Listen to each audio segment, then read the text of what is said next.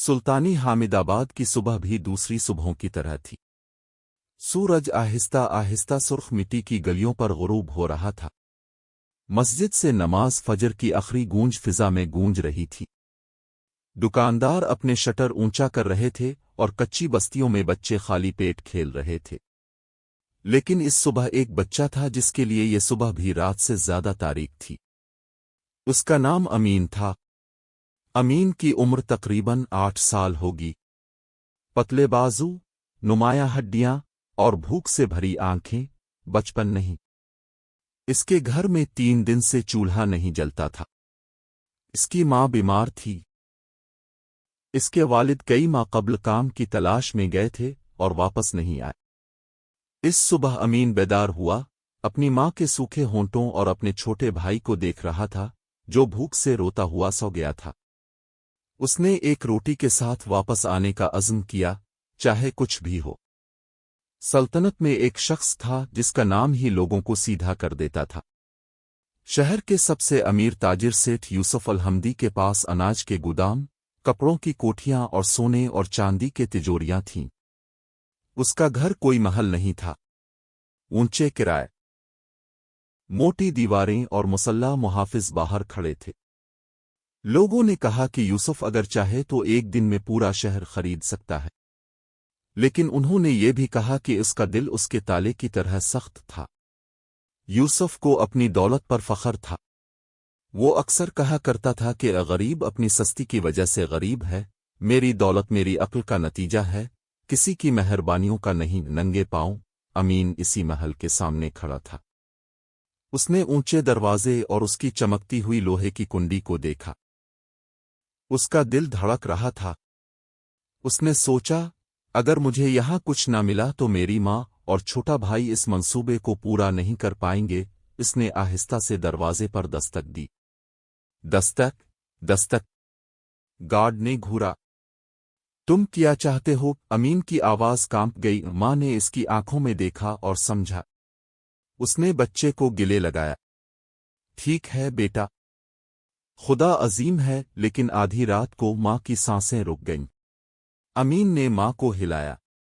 मां, उठो, मैं कल दोबारा कोशिश करूंगा। लेकिन मां नहीं उठी। साल गुजर गए।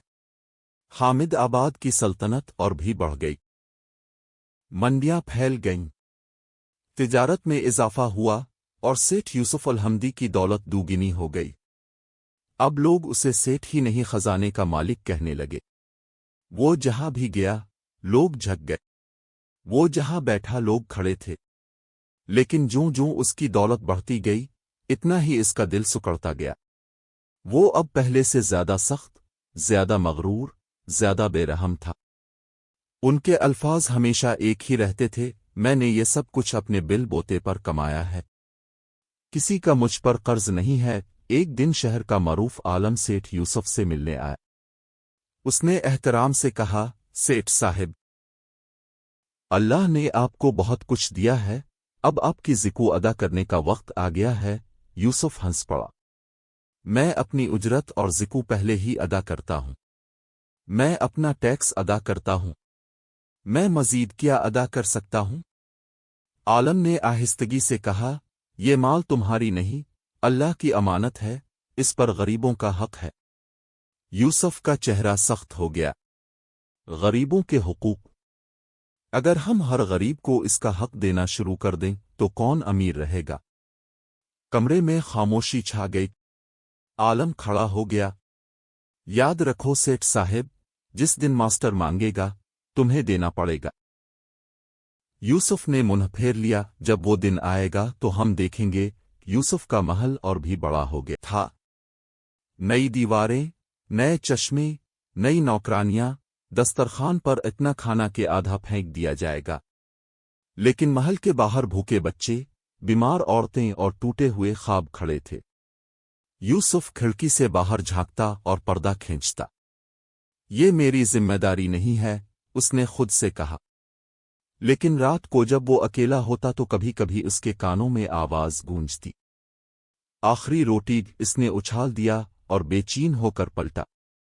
यूसुफ महल की छत पर खड़ा था। सूरज गुरूब हो रहा था। نیچے وہی گلی تھی جہاں کبھی ایک بچہ اس کے دروازے پر پکارا تھا۔ وہ ایک لمحے کے لیے رکا۔ اسے پھٹی ہوئی قمیض، کانپتی ہوئی آواز اور وہ الفاظ یاد آئے، جناب، بس ایک آخری روٹی۔ یوسف کے دانت بھی تھے۔ یہ کمزوری ہے، اس نے اپنے اب سے کہا، اور اس نے پھر سے اپنے دل پر تالا لگا لیا۔ وقت ہمیشہ آسانی سے نہیں چلتا۔ ایک دن یوسف نے اناج کا بہت بڑا سودا کیا، لیکن اس بار اس کے ساتھی نے اسے دھوکا دیا۔ جہاز ڈوب گیا، اناج سڑ گیا، کروڑوں کا نقصان۔ یوسف کو پہلی بار پسینہ چھوٹ گیا۔ یہ کیسے ہو سکتا ہے؟ وہ رویا۔ نوکر گھبرا گئے، لیکن اس نے خود کو تسلی دی، یہ ٹھیک ہے، میرے پاس بہت ہے۔ کہ چند ماہ بعد یوسف بیمار ہو گئے۔ ڈاکٹر آئے، حکیم آئے، سب نے کہا مجھے آرام کی ضرورت ہے، میرا تناؤ کم کرو۔ لیکن یوسف آرام نہیں کرتا تھا۔ دولت ضائع نہیں ہونی چاہیے، وہ بستر پر لیٹتے ہوئے بھی سودے کرتا تھا۔ رات کو اسے پسینہ آتا۔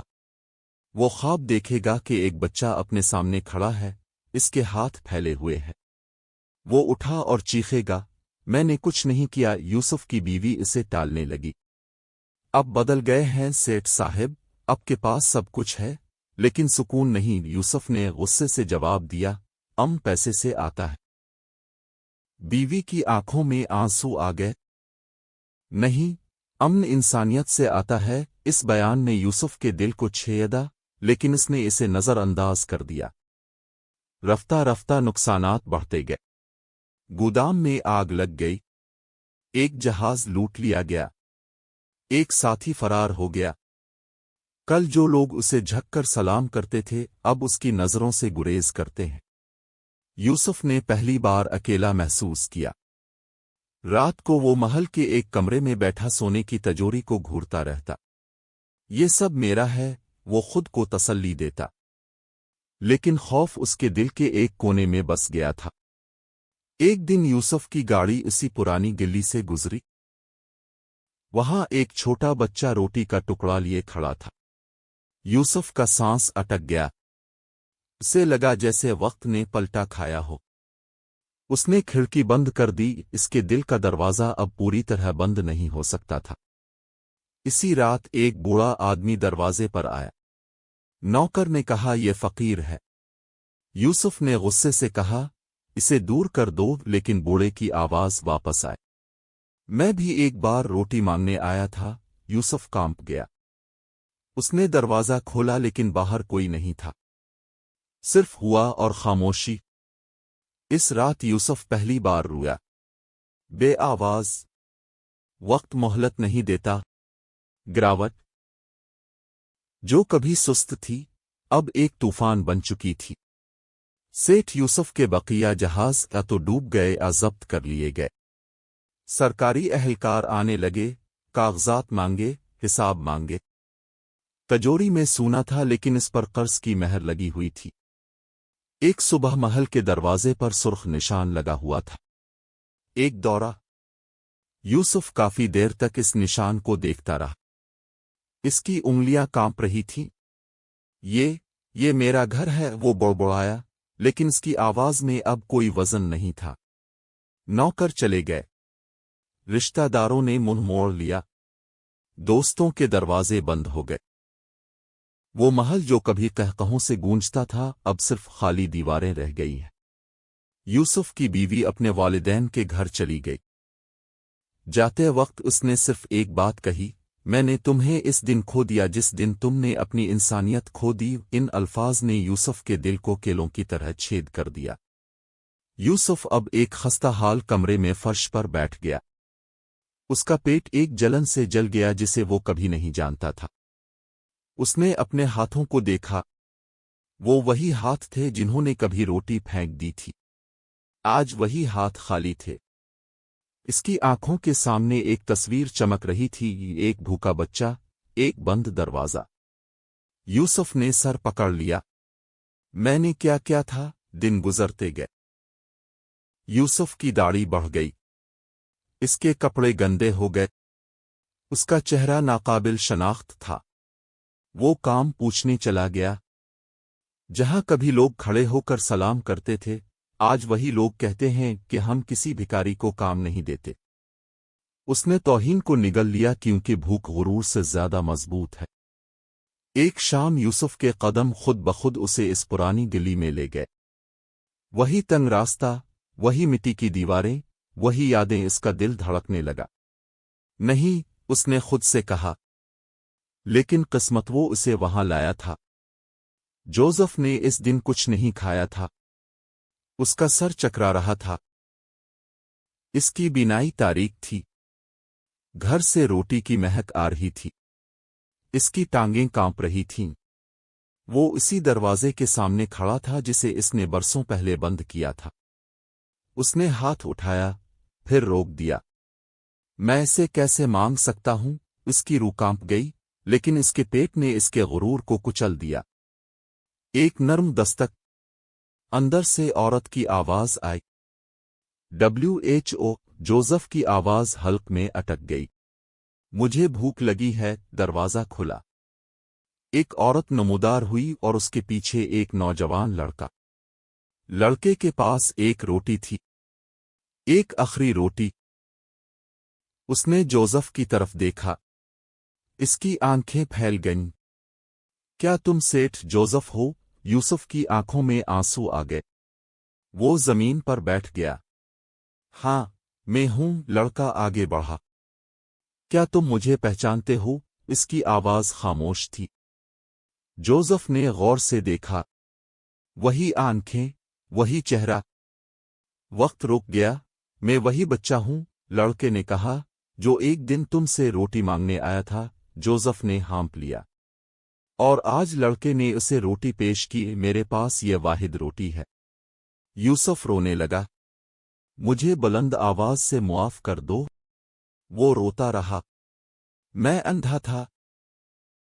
اس نے روٹی کو 2 ٹکڑے کر دیا۔